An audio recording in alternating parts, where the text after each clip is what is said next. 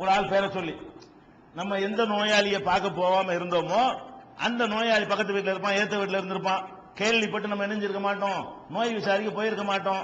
அந்த நோயாளி பேரை எல்லாம் சொல்லி இந்த உங்க 7வது வீட்டுல, உங்க மொட்டை மாடியில, 3வது வீட்டுல, ஏத்த வீட்டுல, அடுத்த வீட்டுல, அடுத்த தெருவுல, அல்ல உங்க மாமா, உங்க மச்சான், உங்க சித்தப்பா, இப்படி எல்லாம் ஏதாவது சொல்லி அந்த ஆள் நோய்வாய்ப்பட்டிருந்தானே இல்லையா, நீ நோய் விசாரிக்க போகலையா இல்லையா, நீ அங்க போயிருந்தே என்றால் வஜத்தனி இந்த என்னை அங்கே நீ கண்டிருப்பாய்.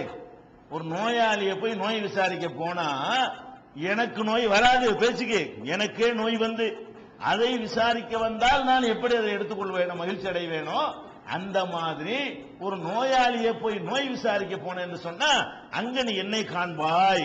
அப்ப நோயாளிகள்கிட்ட என்னை பார்க்கலாம் நீ அப்படின்னு அல்லாஹ் சொல்லுவான். அடுத்து அல்லாஹ் என்ன கேட்பான், இன்னொருத்தனை கூப்பிடுவான், எப்படி ஆதம்.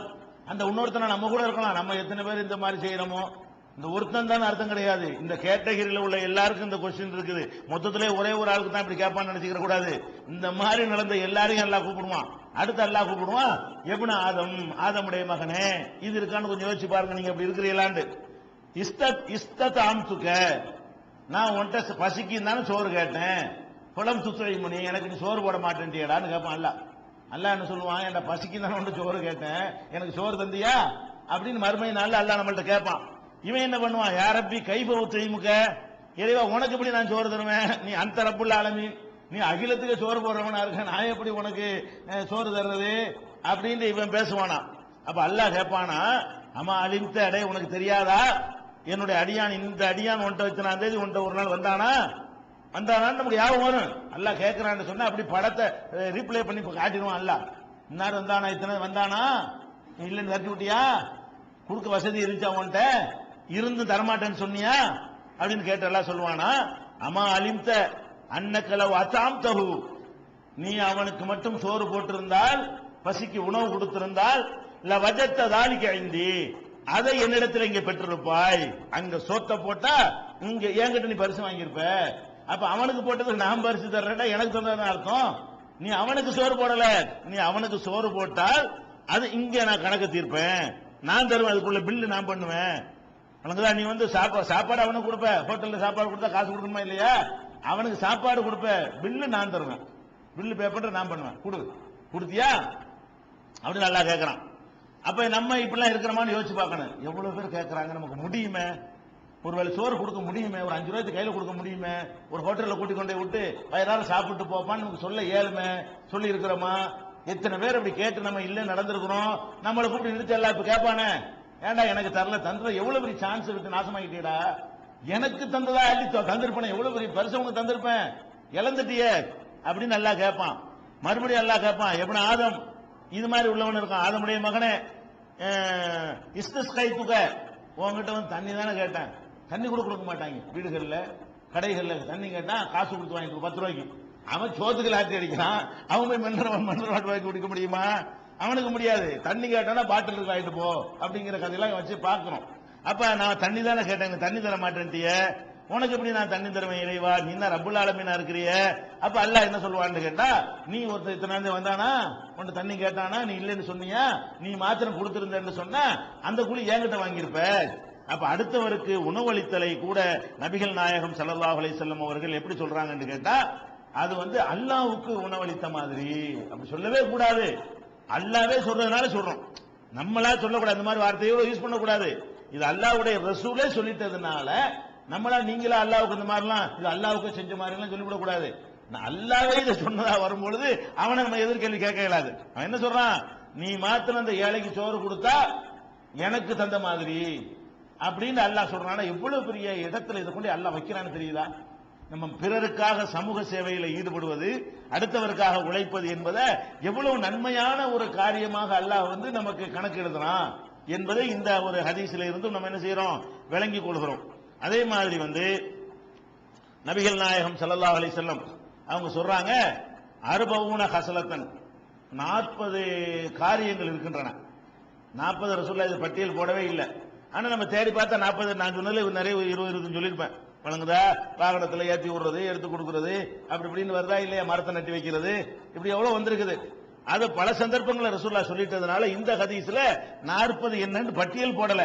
ஆனா சொல்றாங்க ரசூல் ஸல்லல்லாஹு அலைஹி வஸல்லம் 40 ஹஸ்லத்தன் 40 நல்ல காரியங்கள் உள்ளன.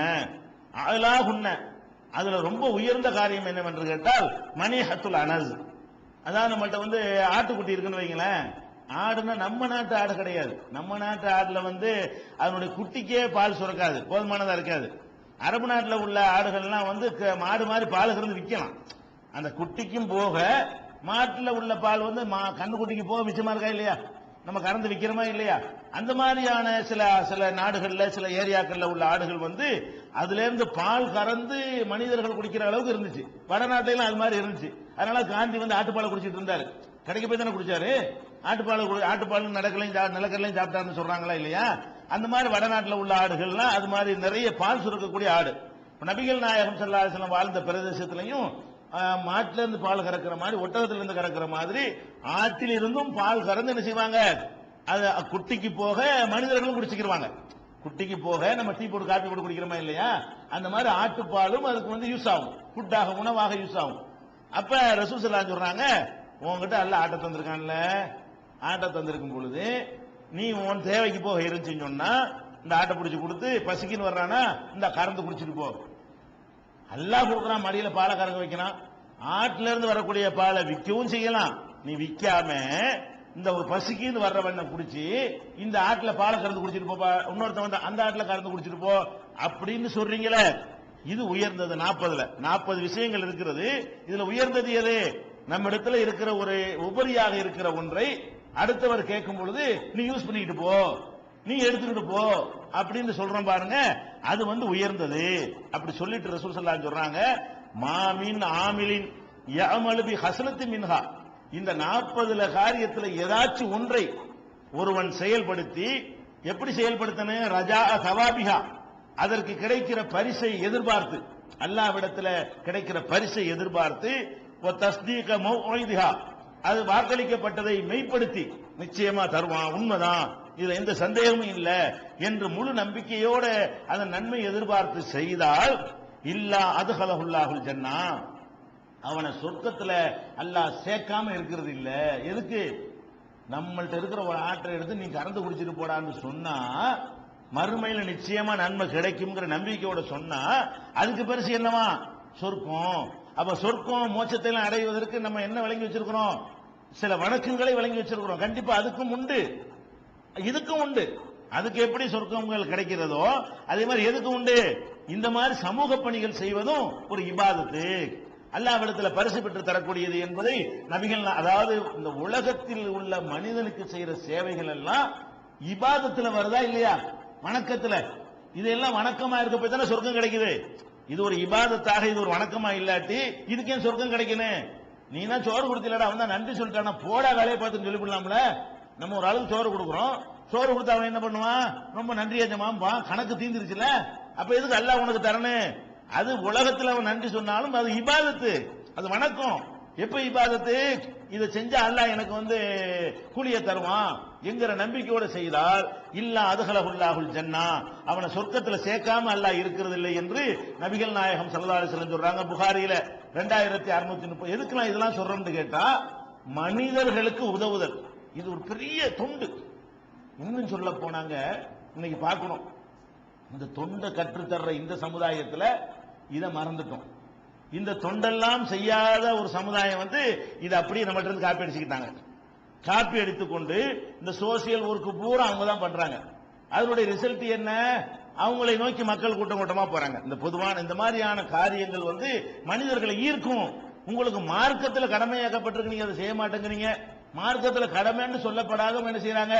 இதுவே தங்களுடைய முழு நேர வேலையாக எடுத்துக்கொண்டு அடுத்தவங்களுக்கு உதவுறது, அதை செய்யறது, இதை செய்யறது, தொழுநோயாளிகளுக்கு உதவுறது, அனாதைகளுக்கு உதவுறது, பள்ளிக்கூடங்கள் கட்டுவது, அது மாதிரி நிவாரண பணிகள் செய்வதுன்னு சொல்லி யாருக்கு கடமையாக்கப்படல அவங்க செய்யறாங்க. நம்மள அதை முந்தி நிக்கணும், நம்மள அதை ஃபர்ஸ்ட்ல நிக்கணும், நம்மள அதுல மார்க் வாங்க, நமக்குள்ள மார்க் இதை கட்டாயமாக்குது.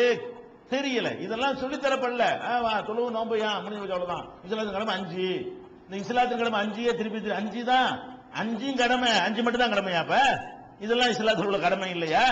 5 முக்கியமான கடமை, இன்னும் கடமைகள் இருக்குன்னு சொல்லாம 5 சொல்லி நிறுத்திட்டதுனால இதெல்லாம் நம்ம என்ன நினைக்கிறோம், இது சும்மா உலக விஷயம், இதெல்லாம் செஞ்சா என்ன செய்யாட்டி என்னங்க, இதுல என்னங்க நமக்கு ஒரு மார்க்கத்தினுடைய வணக்கங்கிற ஒரு ஃபீலிங் கூட செய்ய மாட்டாங்க நம்ம.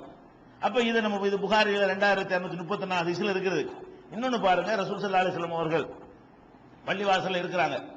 இருக்கும் பொழுது என்ன செய்யறாங்கன்னா, ஒரு கூட்டம் வர்றாங்க. ஒரு கூட்டம் எப்படி வர்றாங்க, அவங்க தலைவிரி கோலமா வர்றாங்க, கிழிஞ்ச சட்டையை போட்டுக்கொண்டு வர்றாங்க, பசியில பஞ்சடைச்சு போயிருப்பாங்கல்ல, கண்டெல்லாம் உள்ள தள்ளி போய் வர்றாங்க. அவங்கள பார்த்தாலே சாப்பிட்டு பல நாள் மாதிரி தெரியுது. அவங்க தோற்றமே அவங்களுடைய வறுமையை விளம்பரம் செய்யுது. அந்த மாதிரியான ஒரு பஞ்சை கோலத்துல ஒரு கூட்டம் வந்து நபிகள் நாயகம் ஸல்லல்லாஹு அலைஹி வஸல்லத்தை தேடி வர்றாங்க. வந்த உடனே அவங்கள பார்த்த உடனே நபிகள் நாயகம் ஸல்லல்லாஹு அலைஹி வஸல்லத்துக்கு முகம் அப்படியே மாறி போச்சு. இந்த ஏழை மக்கள் வர்றாங்க, அவங்கள பார்த்தா இப்படியுமா மக்கள்